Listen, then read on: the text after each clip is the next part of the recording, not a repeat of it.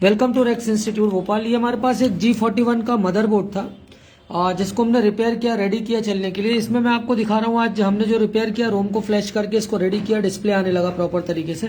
अब मैं इसमें जो मेन चीज़ थी वो जो दिखाने जा रहा हूँ, हमारे इसमें आयो है और आयो पे जो जो चीज़ें आपको चेक करनी है वो मैं आपको यहाँ पर क्लियर करता हूँ। आयो ये है बेसिकली F71862FG आयो है और इसमें क्या क्या चीज़ें होती हैं और क्या क्या चीज़ आपको चेक करना होता है मैं दिखाता हूँ। देखिए इसका हमने स्कीमेटिक से पूरा चीज़ों को निकाला हुआ है। F7128662FG ये आयो लगी हुई है इसमें, और इस आयो पर मैं सारी चीज़ें आपको चेक कराता हूँ कि क्या क्या चीज़ें होती हैं और किस तरह से इसमें आपको चेक करना है। तो सबसे पहले आप देखिए कि आयो पर क्या होता है। सबसे पहले स्टैंड बाई वोल्टेज 5 वोल्ट आता है।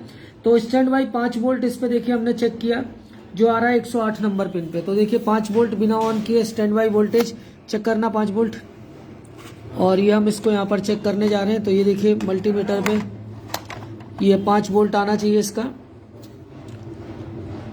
तो ये देखिए पिन नंबर सही लगा के हम आपको ये चेक कराते हैं कि किस तरह से आता है। यहाँ पर ये 5 वोल्ट आपको दिखाई देगा,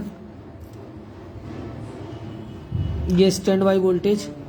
इसके अलावा इसमें बहुत सारे वोल्टेज आते हैं। RSM RST 85 नंबर पिन पे आएगा। तो वो सारी चीज़ें भी मैं अभी आपको चेक कराता हूँ। तो यहाँ पर आप देखेंगे तो ये 5 वोल्ट किस तरह से आ रहा है वो आप देखिएगा। यहाँ पर स्टैंड बाई वोल्ट आपको सबसे पहले यहाँ पर देखना चाहिए। तो यहाँ पर देखिए स्टैंड बाई वोल्टेज, ये स्टैंड बाई वोल्ट आ रहा होगा। ये देखिए यहाँ पर ये आया 3.3 है। यहाँ पर मैं आपको ये 5 वाली पिन भी ढूंढ के बताता हूँ कि किस तरह से इसमें 5 वोल्ट आता है। तो देखिए हम यहाँ पर आपको 5 वोल्ट भी अभी दिखाते हैं। तो इस सबसे पहले आपको स्टैंड बाई पे आपको क्या देखना चाहिए कि यहाँ पर आ जाए 5 वोल्ट। तो वो 5 वोल्ट के लिए पिन हमने ढूंढी। देखिए 5 वोल्ट आ गया स्टैंड बाई।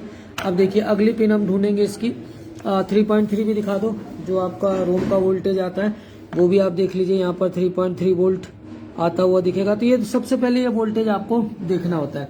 इसके बाद इसमें आपको जो वोल्ट इन होता है 93, 94, 95, 96 और 97 और 99 पिन पर ये वोल्ट इन आता है। तो ये भी मैं आपको दिखा देता हूँ ये किस तरह से आता है।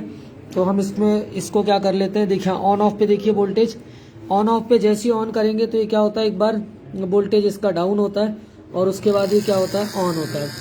तो ये देखिए इसको हमने ऑन कर लिया है। अब यहाँ पर जो इसकी पिनें हैं वो है 93, 94, 95, 96, 97। तो इन पिनों पर मैं वोल्टेज आपको चेक कराता हूँ। चेक करो, वोल्टेज आ रहा होगा।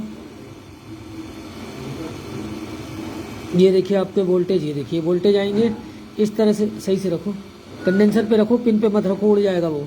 उसके आसपास के कंडेंसरों पे रखो। तो आपको यहाँ पर ये वोल्टेजेस चेक करने होते हैं जिसको हम वोल्टिन कहते हैं। देखिए वोल्टिन की ये पिन दी हुई है, यहाँ पर आप देख पा रहे होंगे। तो ये वोल्टिन पर आपको वोल्टेज चेक करने होते हैं। इसके बाद होता है रेफरेंस वोल्ट जो 92 पिन पर आता है, और पावर स्विच आउट ये 85 नंबर से करती है। तो देखिए 85 पिन पर ये पावर स्विच आउट करेगी।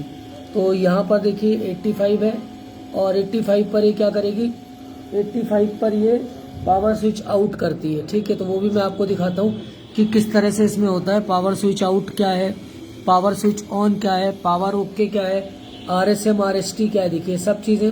तो ये वोल्टेज आपको पूरे क्या करने होते हैं, चेक करने होते हैं कि किस तरह से। देखिए वोल्टेज जगह जगह पर ये वोल्टेज क्या कर रहे हैं, हम यहाँ पर आपको चेक करके दिखा रहे हैं। तो सबसे पहले आपको PCI रीसेट, कीबोर्ड रीसेट, ये सारे वोल्टेजेस, इसके अलावा SOUT1, SOUT2, ग्राउंड 20, 48, 73, VCC 99 और एक्नॉलेजमेंट 103 पिन पर आता है।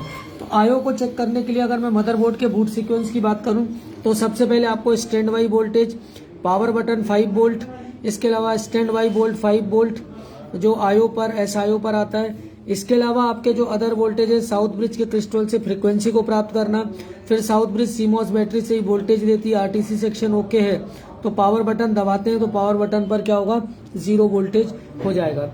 SIO जो है power button out south bridge को भेजती है, तो पावर बटन आउट।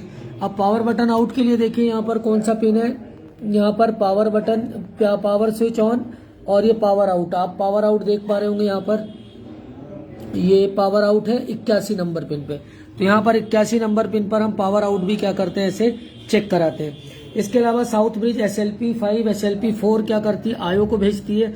तो आयो पर SLP5 और SLP3 भी क्या होता है, आता है। ये 3.3 वोल्ट होता है। तो ये वोल्ट भी आप देखेंगे 3.3 वोल्ट क्या होगा आपको यहाँ पर आता हुआ दिखेगा, और ये पिन नंबर अलग अलग पिनों पर क्या होता है, ये वोल्टेज आता है। तो SLP3 SLP4 आना चाहिए। इसके अलावा RSM RST जो आता है वो आता है बेसिकली RSM RST, ये आपको ज़रूर चेक कर लेना चाहिए 85 नंबर ब्रिज पर, ये साउथ ब्रिज को भेजा जाता है। तो देखिए यहाँ पर मैं आपको 85 नंबर पिन दिखाता हूँ।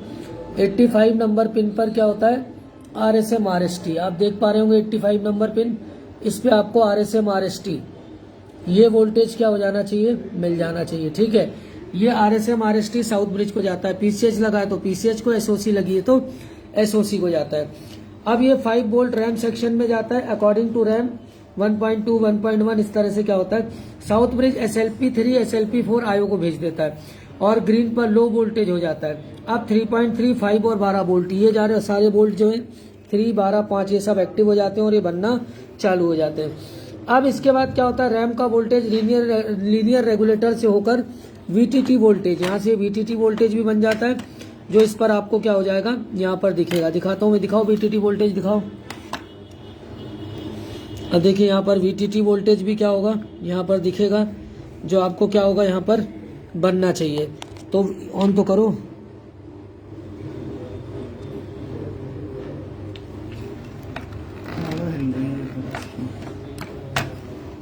ये वोल्ट भी मैं आपको चेक कराता हूँ अभी। इसको दबाना, पावर क्यों अनोखे हो गया, दबाओ वहाँ से स्विच।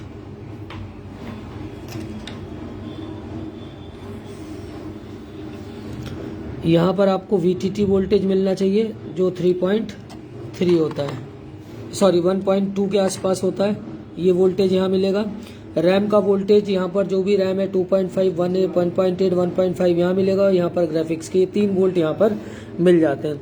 इसके अलावा अब ये अगर सब सही है, अब VRM सेक्शन को क्या होता है 12 वोल्ट मिलता है यहाँ से, तो 12 वोल्ट से रैम CPU का वोल्टेज निकालता है।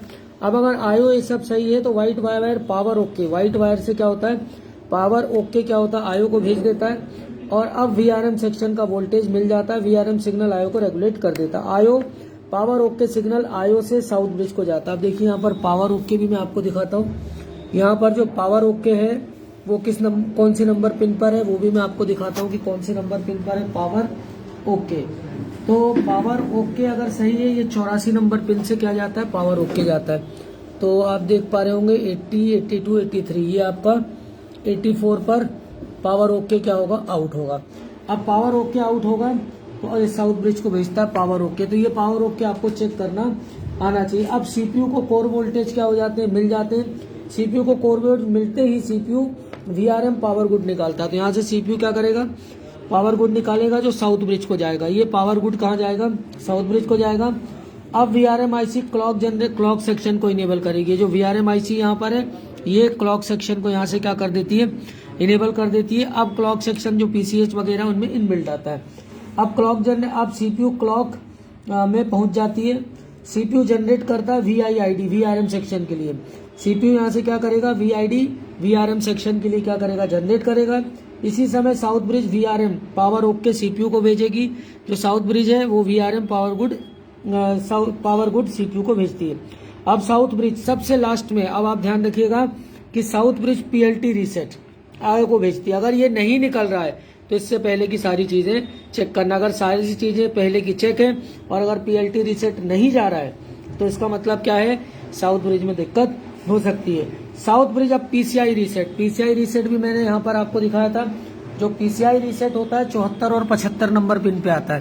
तो यहाँ पर देखिए ये यहाँ पर 74 और 75 पर ये PCI रीसेट है।